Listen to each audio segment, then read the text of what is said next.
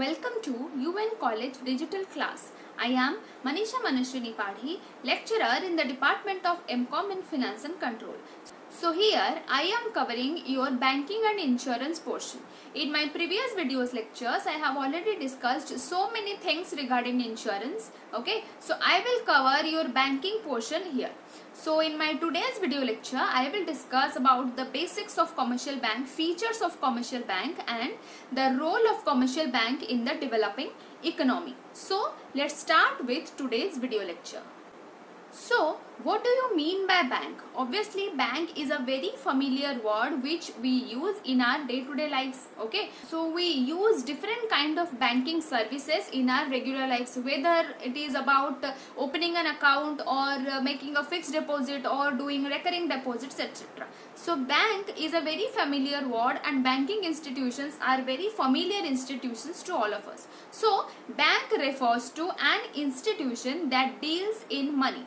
This institution accepts deposit from the public and advances loan to those who are in need. So obviously if we think of bank and functions of bank, there are basically two most important function of bank, that is accepting deposits and advancing loan. For example, I have 10,000 rupees available with me, but I want only 5,000 rupees now. Okay, so the extra 5,000 rupees I will deposit that in a particular bank so that I can get some kind of interest on that particular deposit. Okay, similarly, for example, there is a person who has 5,000 rupees with him, but he wants 10,000 rupees. So he has to collect, he has to get loan from bank to accomplish his needs. That means to get 5,000 rupees. Okay, so this is the basic duty, basic function of bank, that it accepts deposit from the public who have surplus of money and provides loan to those who have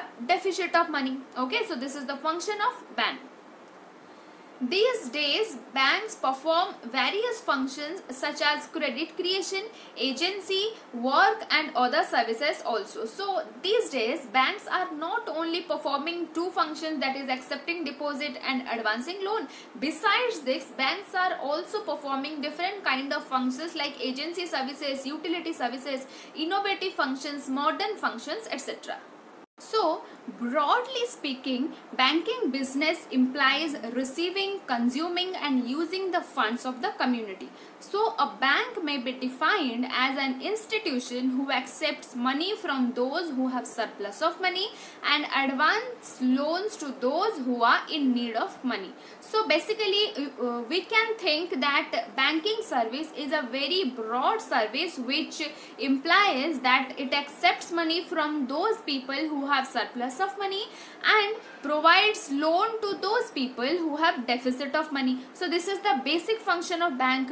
Otherwise, besides these functions, there are also some other functions which the banks perform. Basically, commercial banks perform. The functions are like agency services, utility services and innovative functions, modern functions, etc. Okay, that is why commercial banks are today known as development banks, because banks are performing a lot of functions other than just primary functions. Okay, so commercial bank is a type of bank. There are other types of banks also available like public sector bank and private sector bank. So public sector banks are otherwise known as nationalized bank. In these banks, government has shares of more than 50%. Okay, so government owns more than 50% of equity shares in these banks.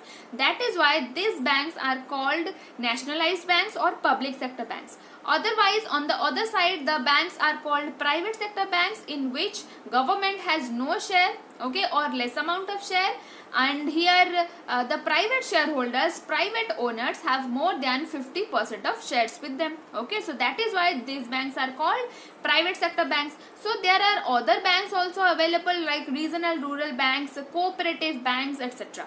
Okay, so there are certain banks, example of banks. We will discuss the complete banking structure in my next video lecture. So next we will discuss the features of a commercial bank.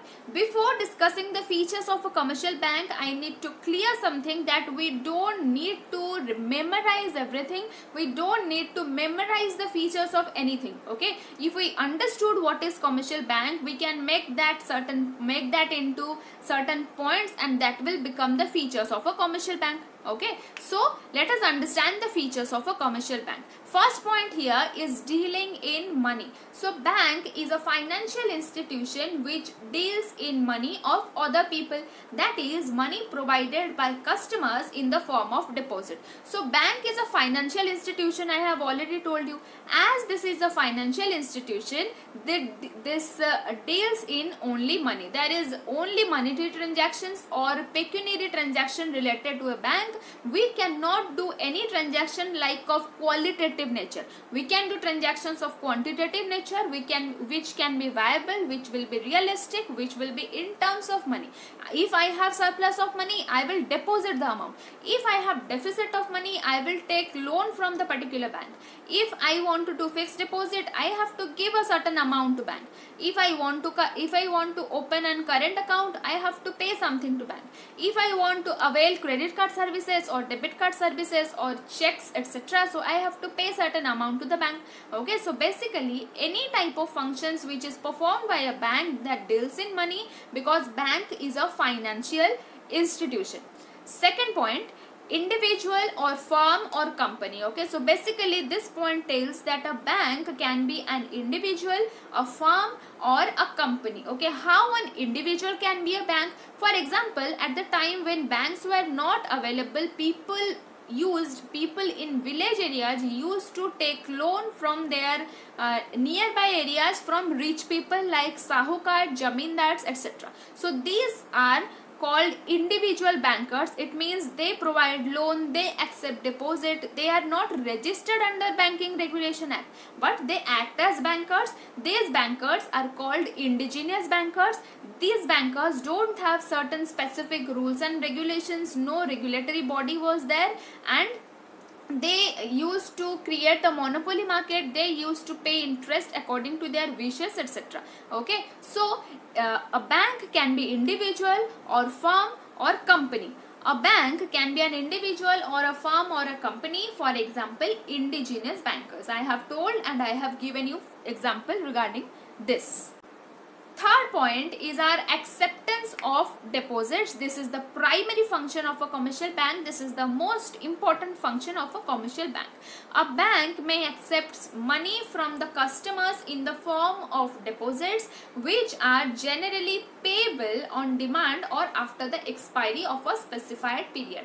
I have already given this example to you. I am having 10,000 rupees. I need only 5,000 rupees. So if I store that extra 5,000 rupees in my home, in my cupboard, that will not give me any kind of return. Even after 10 years, that 5,000 rupees only be 5,000 rupees. Okay, but if I deposit that particular rupees 5,000 with a bank, then I will get some kind of return. So this is the primary function of a commercial bank, to accept deposit from those people who have surplus of money. So this deposit can be of different type. I can deposit that amount in a fixed deposit, in recurring deposit, in savings account, etc. So what does this mean? I will discuss. For example, fixed deposit. Fixed deposit is the account which is for a specified period, not less than 1 year. Okay. So if I am depositing 1 lakh rupees as a fixed deposit, then this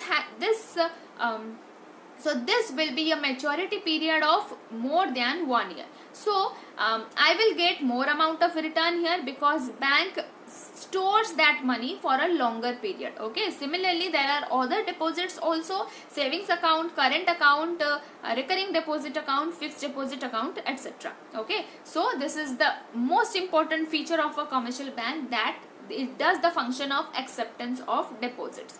Next point is our provide safety to money. A bank provides safety to the money of its client. It also performs role of custodian of funds of its customer.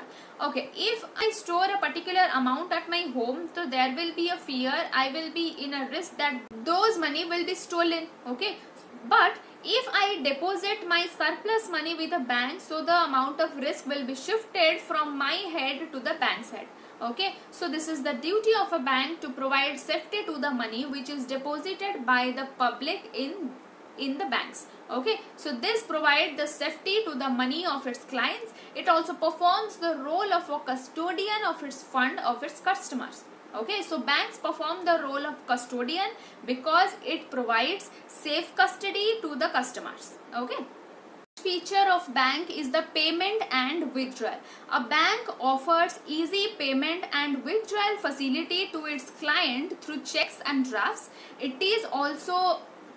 It also brings back money in circulation. Okay, so if I am depositing a particular amount in a bank, it doesn't mean that I cannot withdraw that particular amount. Okay, so if I am paying something, I can also withdraw that amount. Okay, so bank offers easy payment and withdrawal facilities to its client. Next feature is the agency and utility services. A bank offers different banking facilities to its client which involve general facility services and agency services. Okay, so beyond primary functions like accepting deposit and advancing loan, banks also perform different kind of services like agency functions, utility functions, etc. Okay, so that is what we discussed here. A bank offers different banking facilities to its client which involve general facility services and agency services. Next feature is our profit and service orientation. A bank, being a financial intermediary, is a profit seeking institution having services oriented approach. Okay, so obviously a bank needs certain amount of profit for its running. Okay, there are employees employed in a bank, there are certain working capital employed in a bank. Okay, so this is very important for a bank to earn profit. But private sector bank has the only motive of earning profit, whereas the nationalized bank or government sector bank, which is otherwise known as public sector bank, has the motive of service. Okay, so basically there are two type of bank, private sector bank and public sector bank. Those two banks have different profit motive and service motive. Next function is our ever increasing functions. Banking is an evolutionary approach. A bank expands and diversifies regularly as regards the functions, services and activities. So banking functions are increasing functions, ever increasing functions. This function is not static in nature, this is dynamic in nature. Banks in evolving every day, new kinds of services, new kind of products are being innovated. Okay, so banks are providing different kind of services to customers every day. So banking service is a ever increasing service. Next feature is banking business. The main function of a bank should be to perform banking business which should not be subsidiary of any other business. So if this is the banking company, if this is a banking institution, so main function here is to provide banking services, is to do banking business like accepting deposits from those who have surplus of money and providing loan who have deficit of money. So banking business should basically perform on banking activities. After that, subsidiary activities will be done. Next, we will discuss the role of commercial banks in developing economy. Commercial banks play a significant role in economic growth, development of developing countries like India. Banks lubricate the entire monetary and financial system and ensure smooth operations. So obviously commercial banks play a very important role in the economic development of a country. If commercial banks will not perform efficiently and effectively, the growth of a country will not be done, the economy of a country will not develop. So the first point under this, it is helpful in mobilization of savings. Commercial banks offer facilities of deposits on a lucrative firm. This attracts the idle savings into organized capital market of the country. The commonest form of savings is that done by individual who consume less than their total income. So how commercial banks helpful in the mobilization of savings? Commercial bank, after accepting deposits from the public who have surplus of money, don't keep that money idle. They invest that money in different kind of capital formation activities like providing it to different kind of entrepreneurs, investors, etc. so that that particular amount will be mobilized and that will get returned to the commercial bank. Okay, so this is how commercial bank helps in the mobilization of savings. Banks convert savings into capital formation by extending credit facilities to the investors and entrepreneurs.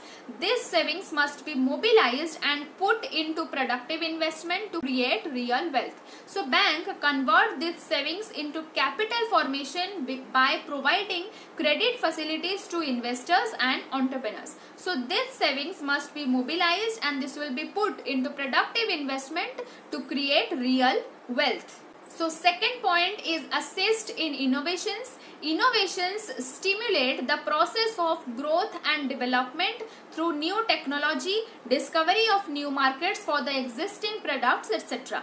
Commercial banks facilitate in innovation of new and advanced technology across different sectors of the economy by offering financial help. Commercial banks assist in innovations by whatever amount is deposited by the savers by the public, it invests it into different research and development activities so that the country can develop and ultimately commercial bank will earn profit. Okay, so innovations stimulate the process of growth and development through new technology, discovery of new markets for existing products, etc. So commercial banks facilitate in innovation of new and advanced technology across different sectors of the economy by offering financial help. The third point is role in implementation of monetary policy. The monetary policy of the central bank of the country is a very important instrument of economic policy in a liberalized economy. The monetary policy must be implemented effectively and efficiently. So basically a country performs three types of policy. First one is industrial policy, second one is fiscal policy, and third one is monetary policy. Monetary policy is the most important kind of policy. This is formulated by the Central Bank of India, which is Reserve Bank, and the central government of India. So the policy is formulated by them, but this policy is executed by the commercial bank. If commercial banks will not be available, then this monetary policy will not be properly implemented. Okay, so monetary policy must be implemented effectively and efficiently by the commercial banks. So the effectiveness of the monetary policy depends upon the cooperation of commercial banks. Commercial banks constitute the center stage of any monetary program of the government or the central bank of country. So how the monetary policy will be implemented? The effectiveness of the implementation of monetary policy is done by the commercial bank. If commercial banks will not perform effectively, then the monetary policy will not be implemented properly and it will be a failure. Next point is banks influence the interest rates. Banks influence the rate of interest and structure of interest rates by means of credit creation. Banks influence the volume and pattern of investment, which is very important in the context of growth and development. So banks influence the interest rate. So as per the business of the bank, the interest rate will be influenced. Okay, so basically the rates of interest is designed by Reserve Bank of India. It decides what will be the maximum ceiling for deposit, what will be the amount will be maximum which will be given on loans. Okay, and what will be the cash reserve ratio, what will be the statutory liquidity ratio, etc. Okay, so the business of a bank, the structure of a bank, the size of a bank influences the interest rate. So banks influence the rate of interest and structure of interest by means of credit creation. Banks influence the volume and pattern of investment, which is very important in the context of growth and development. So basically banks influence the rate of interest by credit creation. So what is the meaning of credit creation? It means bank performs mobilization of savings through a cycle. What will be the cycle? There will be a person who will deposit his surplus money in the bank. That surplus money will not be kept idle by the bank. This will be given loan to a person by the bank who will be in need. That person will take the loan, and after some time that person will pay back the loan with the amount of interest. So from that particular amount of interest, the bank will pay the interest amount to the depositor. So this is how the deposit will be mobilized and the interest rate will be fluctuated. So helpful in the development of priority sectors, banks help in achieving the objective of development of priority sector through its selective credit policy. So what do you mean by priority sector? Priority sector is that sector which need immediate development like rural areas, slum areas, etc. So banks often engaged in advancing loans on priority basis to farmers, SSIs, small artisans, etc. So banks help in the development of this priority sector by providing loan on low rate of interest to small scale industrialists, small farmers, artisans, self-help groups, etc. So this is how commercial bank helps in the development of priority sectors. Next point is the helpful in productive activities and export. Commercial banks are helpful in stimulating the economic activity and expanding exports in less developed countries. Commercial banks also provide easy finance facilities to the exporters. So commercial banks also provide pre-shipment finance and post-shipment finance to the exporters and importers so that they can do their exporting and importing conveniently. Okay, so there are certain commercial banks which are being authorized by Reserve Bank of India to provide this post-shipment and pre-shipment finance. So this will help in earning profit for the commercial bank, and ultimately this will help in the development of the country. So the commercial banks play a crucial role in the context of growth and development in developing countries like India, offering a well-organized credit market catering to all the financial needs of various sectors of the economy. Okay, so the commercial bank play a very important role in the growth and development of a country. If the commercial banks will not perform effectively and efficiently, then the country will also not develop. Okay, so it is very important for every commercial bank to run properly. Okay, so as we have a developing country like India, so well organized and credit market catering commercial bank is needed in order to develop the country. Okay, so I hope you have understood the video, and if you didn't get something, you can ask me in the comment box. I will clear your doubts. Thank you so much for watching.